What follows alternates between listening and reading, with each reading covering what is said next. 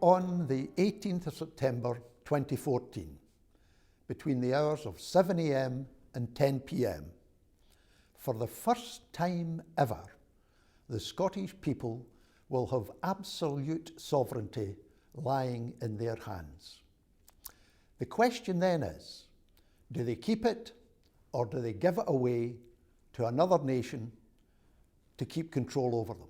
That's the key question. If at 1 minute past 10 p.m.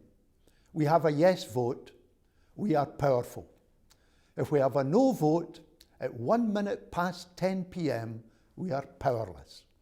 That's what the referendum is really about. Power or powerlessness. I'm now 76 years old. I have 10 grandchildren. And although my wife calls me a grumpy grandpa, I'm actually a very concerned grandpa. What have I got to tell those 10 grandchildren if we vote no? Have I got to tell them to stay in a Scotland where we'll have heavy unemployment, low wages, and continuing inequality, or tell them to do what others have done before them, get the best qualifications you possibly can, and get out to Canada, Australia, or New Zealand? I get quite angry when I look at this Better Together slogan. It's a fraud. The United Kingdom, the British state, is skint, and it's in the final stages of imperial decline. It's got £1.5 trillion worth of debt. That's what we're heading towards. And individual debt, that's folk with mortgages and credit cards, is now over £1.4 trillion. It's a country, a state that's in serious decline. Now, any fool can drive a recovery with massive debt being taken on by the people. And this Tory government down in Westminster is engaged in a deceit on the people. People are not aware of it, but for every £10 of cuts to come, we've only had one of them. £9 are still to come. 90% of the cuts to get that debt down are still to come. And after they've got past the election in 2015, that's when austerity will come in with its tackety boots on. We will find that the bedroom tax will look like a gift from Santa Claus compared to what's going to come after 2015 if we vote no. We have to escape from that failed British state. And the only way we can escape is by voting yes in the referendum and have a powerful Scotland powering its way ahead. We are in serious, serious trouble if we vote no. And Better Together is a fraud. In fact, it's a lie. And if we can get ourselves out of the mindset of the United Kingdom's failed economic model and realise we can do things very differently in Scotland, we can actually begin to shift the balance of wealth and power to the working people and their families. Let me tell you this. I fought an election as a Labour candidate and a Labour MP in 1974. And the slogan was, shift the balance of wealth and power to the working people and their families. It didn't happen inside the United Kingdom. It can happen inside an independent Scotland where the majority of the people are the working class people. The question is, have we got the willpower to do so? I believe we have. Better Together says we can't do it. Everywhere I go, whether they're yes or no, people say I'm proud to be Scots. Actually, we should be ashamed of ourselves. We've got 250,000 Scottish children living in poverty, over 36,000 of them in the city of Glasgow alone. We've got payday loan sharks. We've got a growing food bank system for the working poor. We've got thousands of people on £10,000 a year and thousands of others on less than £15,000 a year. That's nothing to be proud of. We've got to change that. And there'll be no change if we vote no. It'll be the same continuing year after year after year. So if we really want to be proud Scots, Let's use the power that comes to us on that 18th September to change this country for the better forever. One of the things that the Scots have got to do is destroy the myth of their own inadequacy. All of my life, Scots have been told that you're not good enough. You know, the old story, you're too wee, you're too small to be independent, you've got to hold the hand of big cousin England or you'll go down the tubes. That's a nonsense, and we've got to get rid of that nonsense.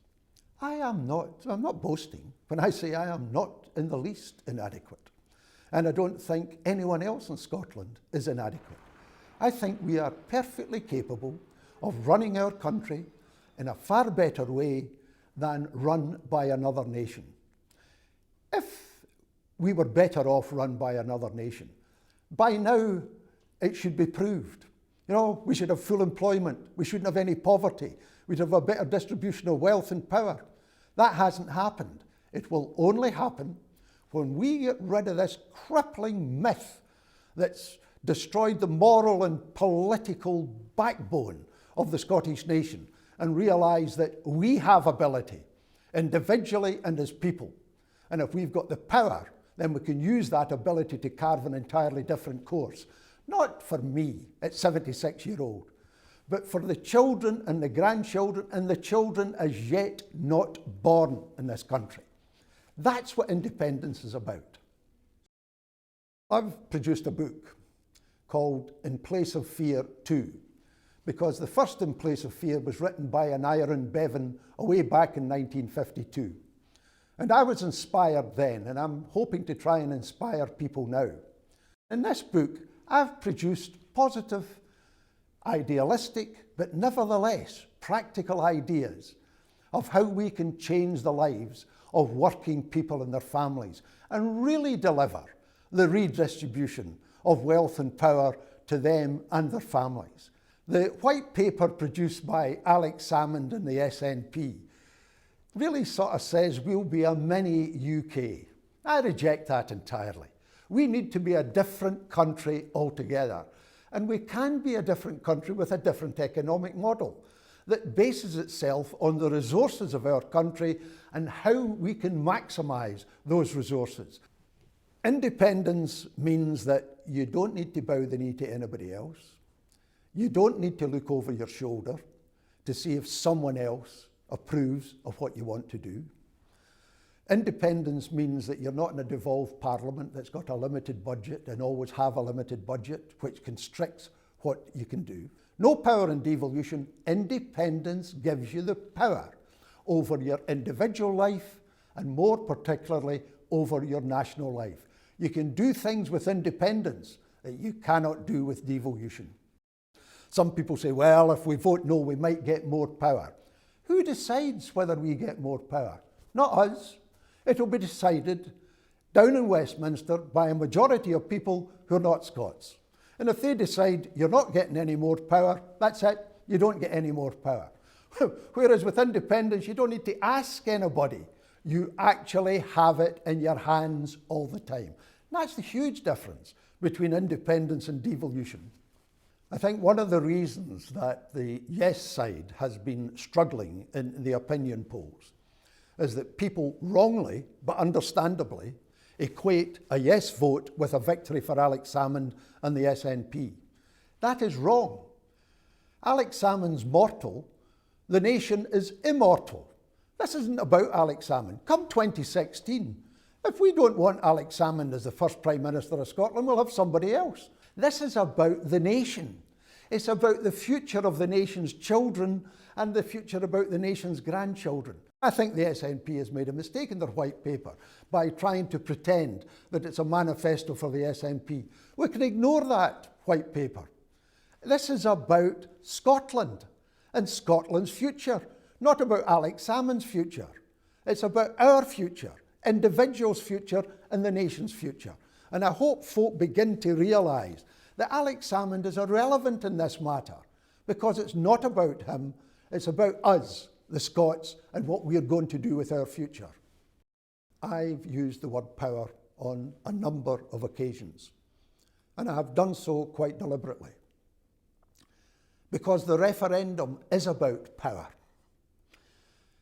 When we pick up that small piece of paper on the 18th September, there's no message on it other than vote yes or no.